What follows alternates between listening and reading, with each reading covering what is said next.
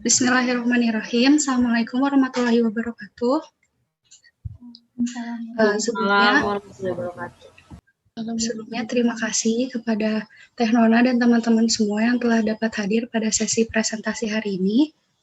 Perkenalkan, saya Ismihardianti, NRP 25/2017-069 akan mempresentasikan proposal tugas akhir saya dengan judul Identifikasi Persamaan Hold Time untuk Optimalisasi Sistem Pengangkutan dengan metode Hold Container System atau HCS di Kota Bandung. Pembahasan dengan latar belakang, maksud dan tujuan, ruang lingkup, studi literatur, metodologi penelitian, dan diakhiri dengan daftar pustaka. Pembahasan yang pertama yaitu latar belakang. Kota Bandung yang luas memiliki 30 kecamatan dan 151 kelurahan dengan kepadatan penduduk sebesar 14.549,88 jiwa per kilometer persegi. Menurut buku BPS Kota Bandung dalam angka 2020, laju pertumbuhan Kota Bandung memiliki nilai sebesar 0,01%. Hal ini akan berdampak pada jumlah timbulan sampah dari penduduk perharinya. TPA Sarimukti yang kini beroperasi untuk menampung sampah cakupan wilayah Bandung Raya pada akhirnya tidak akan dapat menampung sampahnya kembali. Selanjutnya, pengelolaan sampah di Kota Bandung dikelola oleh PD Kebersihan Kota Bandung. Dalam operasional pelayanannya, wilayah Bandung dibagi menjadi 4 wilayah pelayanan, yaitu Bandung Barat, Bandung Utara, Bandung Selatan, dan Bandung Timur. Untuk terus dapat melayani keempat wilayah ini, maka PD Kebersihan membangun satu TPA baru yang berlokasi di Kabupaten Garut, yaitu TPA Legok Nangka. Sistem pengangkutan sampah memiliki faktor-faktor yang penting yang mempengaruhi, yaitu rute pengangkutan, hambatan, karakteristik jalan, serta kecepatan dan waktu pengangkutan. Dengan mengidentifikasi metode HCS dalam sistem pengangkutan sampah, diharapkan dapat mengatasi masalah dalam sistem pengangkutan. Mengapa metode HCS? Karena metode HCS memiliki kontainer yang lebih fleksibel sesuai ukuran dan bentuk di TPS. Selain itu, berdasarkan data dari PD Kebersihan bahwa TPS di Kota Bandung didominasi dengan wadah kontainer sehingga dapat diidentifikasi metode HCS-nya. Selanjutnya, maksud dan tujuan. Maksud dari penelitian ini yaitu mengoptimalkan sistem pengangkutan sampah metode HCS agar meningkatkan pelayanan sampah di Kota Bandung. Dengan tujuan membuat basis data, review sistem pengangkutan sampah existing, mengkaji efisiensi waktu pengangkutan, dan mengidentifikasi nilai persamaan hold time. Selanjutnya, ruang lingkup.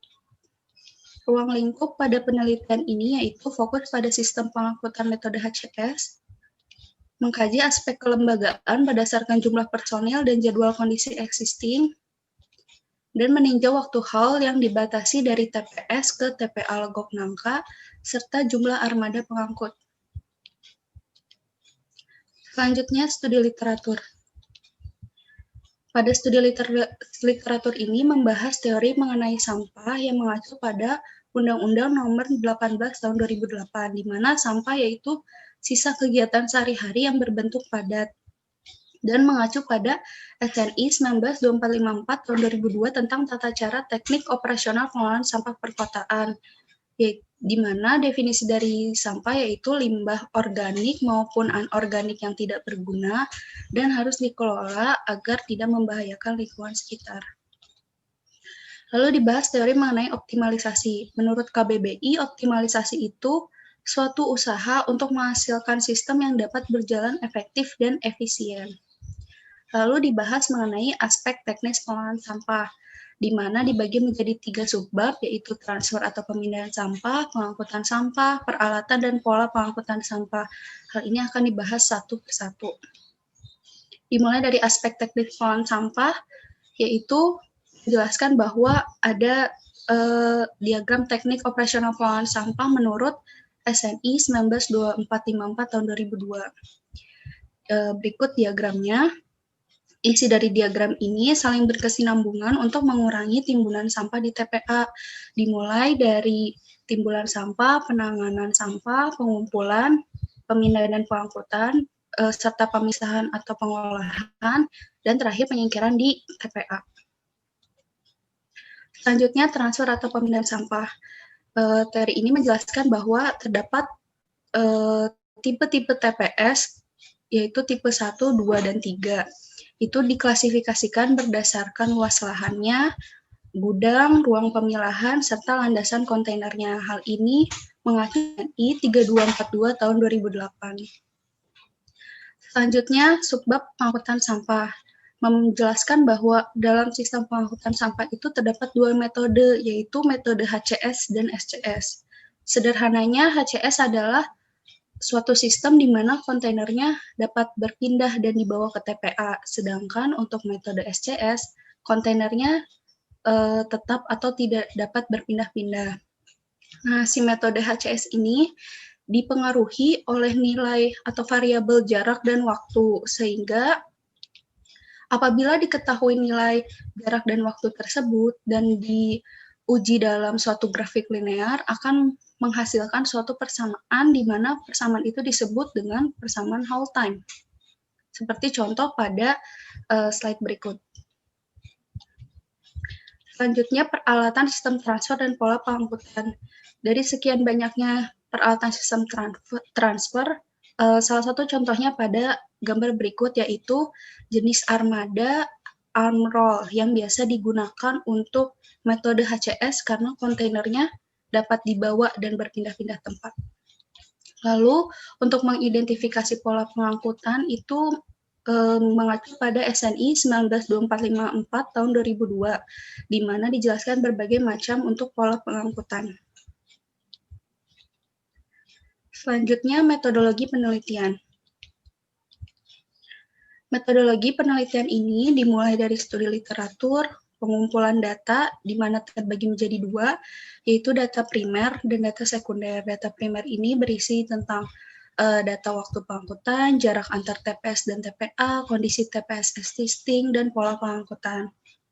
Untuk data sekunder berisi daerah pelayanan, data jumlah dan kondisi armada, rute dan ritasi pengangkutan, jadwal dan jumlah personel pengangkutan, data jumlah dan titik TPS. Setelah data tersebut terkumpul, diidentifikasi persamaan haul time-nya dan dianalisis dan optimasi sistem pengangkutan. Selanjutnya akan dijelaskan mengenai langkah-langkah dalam metodologi penelitian. Dimulai dari studi literatur. Studi literatur ini berguna untuk meninjau informasi-informasi sebagai dasar dalam penelitian. Lalu selanjutnya pengumpulan data. Pada pengumpulan data akan dilakukan pengambilan data untuk data primer. Namun mengingat kondisi pandemi sekarang, maka tidak dapat dilakukan pengambilan data secara langsung ke lapangan dan akan dilakukan pengambilan data secara virtual menggunakan aplikasi Google Maps untuk data jarak dan waktu tempuh. Mengapa menggunakan aplikasi Google Maps? Karena Google Maps itu menyediakan suatu data dengan kondisi realnya atau existing. Terus untuk data sekunder itu diperoleh dari PD kebersihan, DLHK Kota Bandung, serta pool setiap wilayah pelayanan. Setelah data tersebut terkumpul, maka dapat diidentifikasi persamaan haul time-nya dengan cara data jarak dan waktu dalam suatu grafik linear yang tadi setelah dijelaskan, sehingga keluarlah suatu persamaan haul time-nya berupa H sama dengan A plus BX. Selanjutnya, dari persamaan tersebut dianalisis, dimulai dengan mengkaji kondisi TPS existing, apakah layak atau tidak dan sesuai dengan SNI 3242 tahun 2008, lalu mengkaji pola pengangkutan existing dan aspek kelembagaan. Nah, untuk aspek kelembagaan ini contohnya jumlah personil dan jadwal pengangkutan. Apakah sudah sesuai dengan keputusan Menteri Tenaga Kerja nomor 233 tahun 2003 tentang standar jam kerja pegawai. Setelah dianalisis, kemudian dioptimasi sistem pengangkutannya dilihat dari aspek waktu, apakah dalam satu armada tersebut sudah optimal dalam mengangkut sampahnya atau belum. Jadi jikalau pada saat nanti hasil dari data existing itu masih ada yang belum optimal, maka optimasi ini dengan cara menambahkan ritasi pada armada yang belum optimal. Selanjutnya, ini daftar pustaka yang digunakan pada penelitian ini. Sekian dari saya, terima kasih. Masuk ke sesi pertanyaan. Ini boleh langsung nanya, Teh? Boleh, silakan, Andini. Ismi mau nanya, apa indikator yang menyatakan kalau hal tersebut efisien dalam waktu pengangkutan?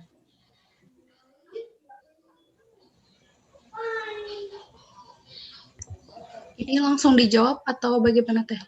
Boleh kalau langsung jawab, Mas. Langsung aja lah. Oke. Jadi langsung aku jawab ya, Din. Untuk indikator apakah hal tersebut sudah efisien atau belum, itu nanti dilihat dari data. Data existing itu kan nanti ada berapa kali dia ritasi dan berapa jam melakukan pengangkutan tersebut. Lalu dibandingkan dengan data dari optimasi apakah itu sudah efisien apa belum, dilihat dari penambahan ritasi, apakah dengan waktu jam kerja misalkan 8 jam kerja sudah 5 ritasi itu sudah optimal dan sesuai waktu haulnya dengan waktu jam kerjanya, bisa dilihat dari situ.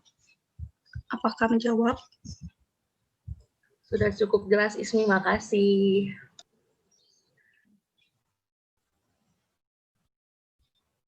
Ingin bertanya, Ismi?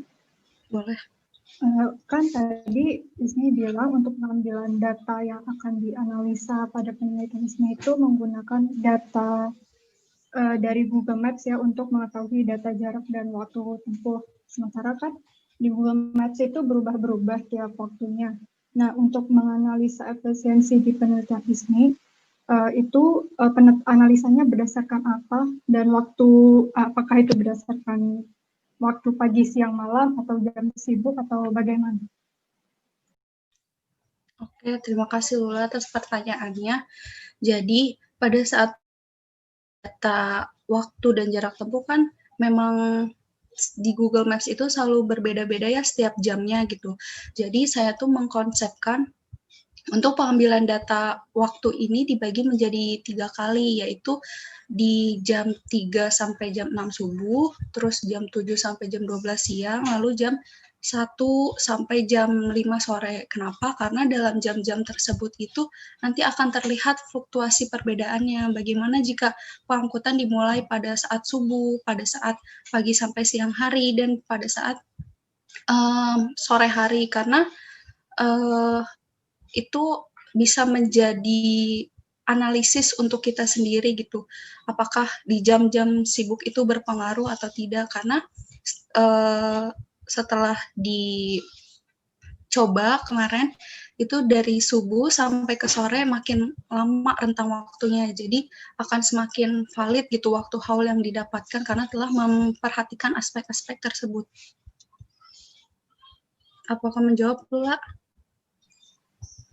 Ingin bertanya lagi, untuk harinya berapa hari menganalisa perbedaan waktu yang bakalan dianalisis? Untuk pengambilan datanya itu direncanakan 3 hari, di mana itu merepresentasikan hari weekday yang sibuk dan tidak sibuk, lalu weekend. Jadi dipilih itu hari Minggu, hari Senin, dan juga hari Kamis. Hari Senin itu merepresentasikan bahwa keadaan itu sedang jam sibuk karena aktivitas manusia yang tinggi.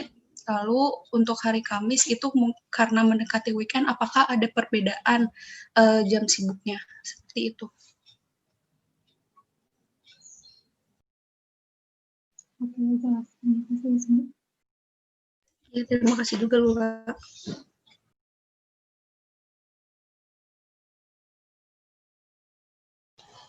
Oke, masih ada yang mau bertanya?